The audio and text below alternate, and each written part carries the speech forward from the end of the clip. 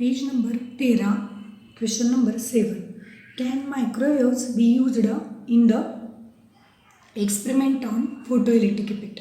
Photoelectric effect वर मायक्रोवेव्स use केले जातात. No, microwaves cannot be used in the experiment on photoelectric effect. मायक्रोवेव्स हे photoelectric इफेक्टच्या एक्सपेरिमेंटवर use केले जात नाहीत. Question number 8.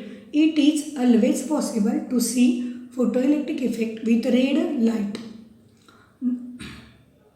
No, it is not possible to see photoelectric effect with red light. Question number 9. Using the values of work function given in table 14.1, tell which metal will require the highest frequency of incident radiation to generate photocurrent. कोणत्या मेटलसाठी किती highest frequency आहे incident रेडिएशनची किंवा work function किती आहे ते टेबलच्या साहाय्याने स्पष्ट करा. ॲन्सर बघा. Gold is the metal which require the highest frequency of incident radiation to generate photocurrent since φ0 is equal to h into μ0 where h is Planck's constant. Larger the work function φ0, the higher is the threshold frequency μ0.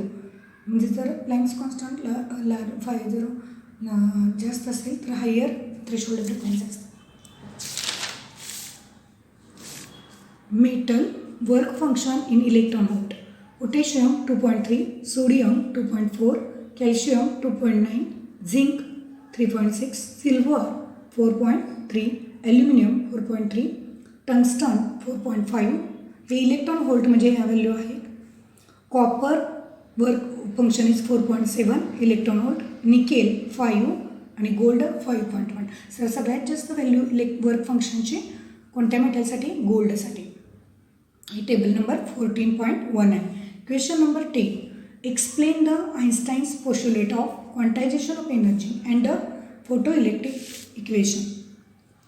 Planck's hypothesis of energy quantization to explain the black body radiation was further derived by Einstein in 1905 म्हणजे 1905 to all types of electromagnetic radiation.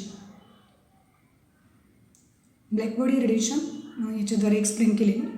Einstein proposed that under certain conditions light behaves as if it was a particle and its energy is released or absorbed in bundles or quanta.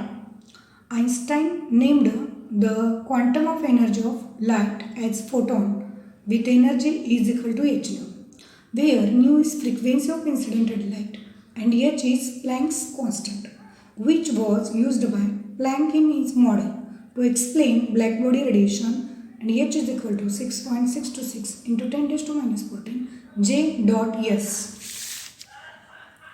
E is equal to h into nu. Equation number 1.